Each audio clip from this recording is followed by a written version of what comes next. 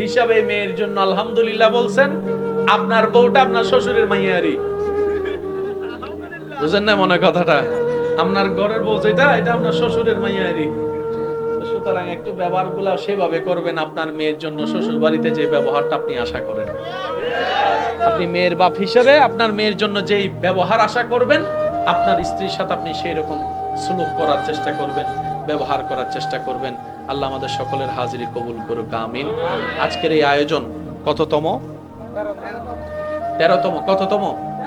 এই 13তম মাহফিল পর্যন্ত আসতে কত মানুষ মারা গেছে না? শ্রোতা মারা গেছে না? আলেম মারা গেছে না? সহযোগিতা মারা গেছে না? আল্লাহ সবার কবরের আযাব মাফ করে দিক। আমরা যারা এসেছি, আল্লাহ যেন আমাদের সবাইকে আজকের এই মহিমান্বিত রাতের সদকায় মাফ করে দেন। আগামী বছর আমি মেহমান হিসেবে আল্লাহর কাছে ফরিয়াদ করে যাই, আল্লাহ আগামী বছর এই মাহফিল যখন আয়োজনের নিয়ত হবে, তোমার গায়েবী খাজানা থেকে যা দরকার তা দিয়ে মাহফিলটা সাজাই দিও। যার কাছে রব আছে তার কাছে কোনো টেনশন?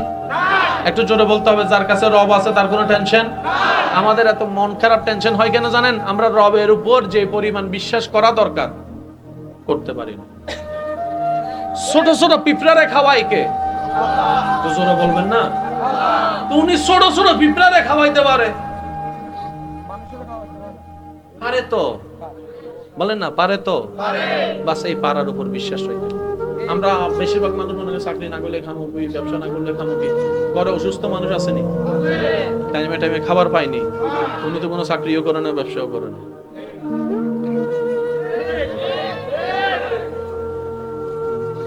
আবার চাইন আমার কথাটা অন্যদিকে নিয়েন না, আসামি আসেনি, আসামি হে ও খায়, বরং আপনার আমার আগে খায়।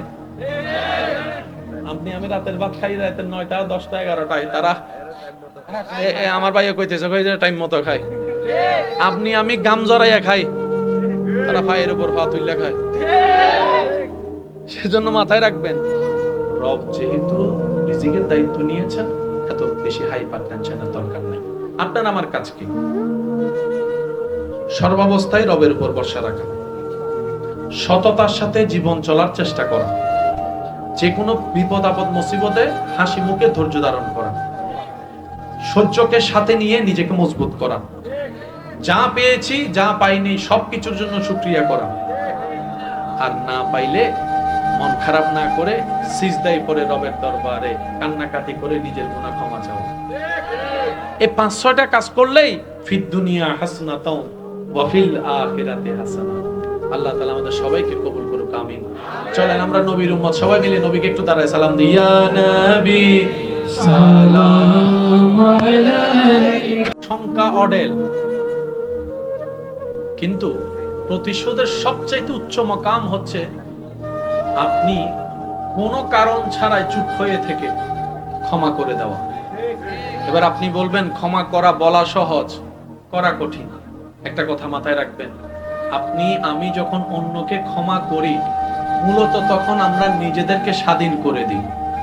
কাউকে ক্ষমা করে দেওয়া মানে আপনার ব্রেন থেকে, মন থেকে আগের মতো লোডটা আর থাকবে না, মন খারাপটা আর থাকবে না।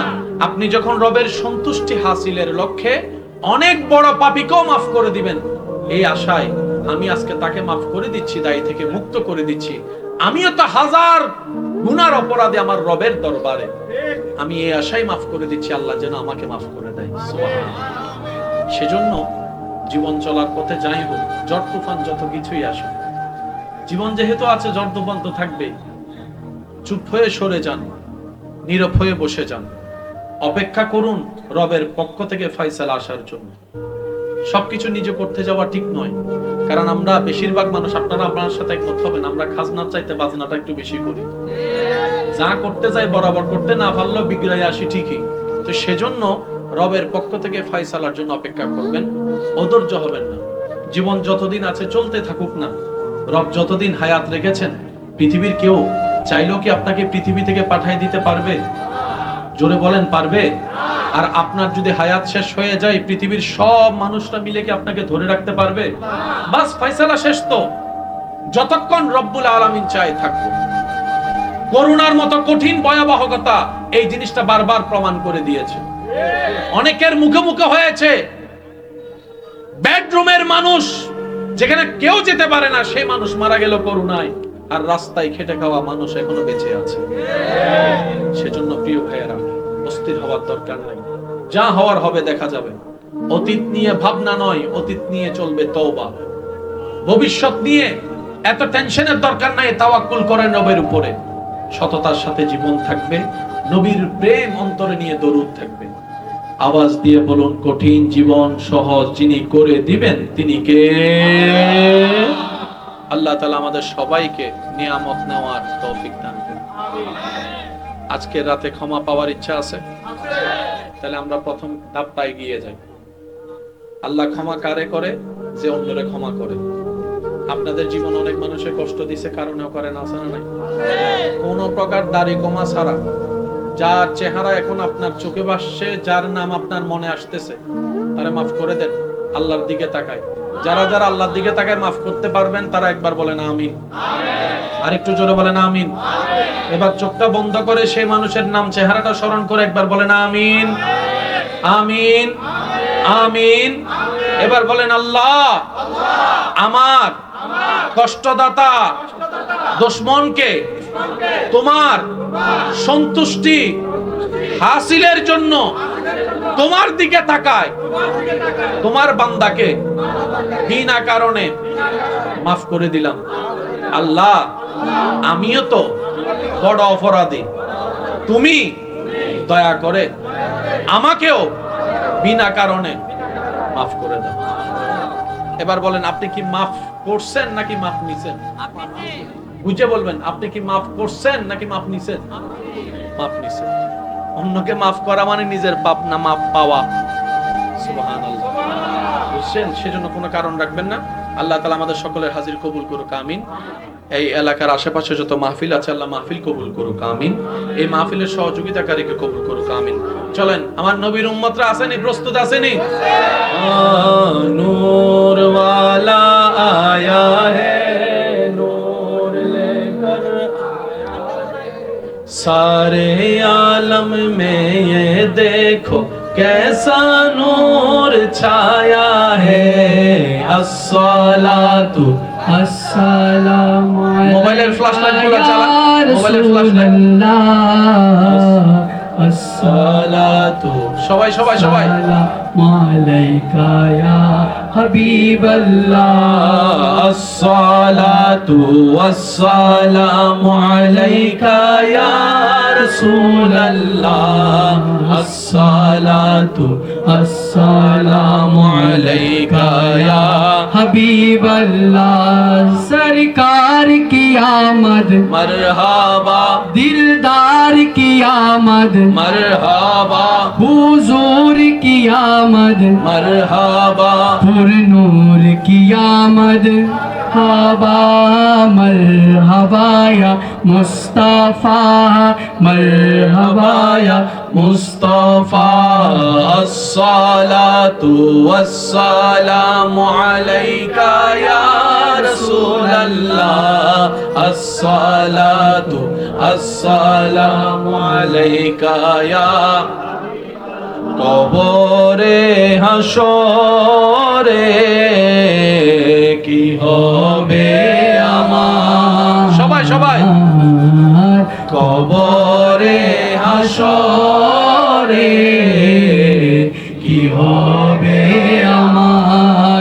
মুসিবতে না পাই যদি, মুসিবতে না পাই যদি, করুণা তোমার কবরে হাসরে কি হবে আমার? কবরে হাসরে কি হবে আমার? আছি গো ডুবে আমি পাপেরি সাগরে, না জানি কি হবে ও পারে হাসরে। আছি গো ডুবে আমি পাপেরি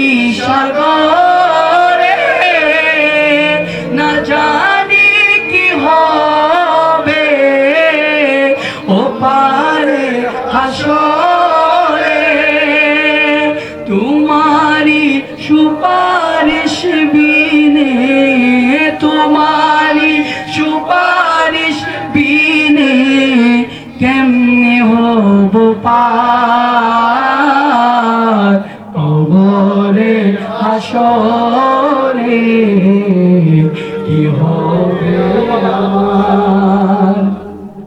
আল্লাহ ওয়ারিস না গুনাহগারর হাসরের মাঠত, লাওয়ারিস না গুনাহগারর হাসরের মাঠত, রহমতের চাদর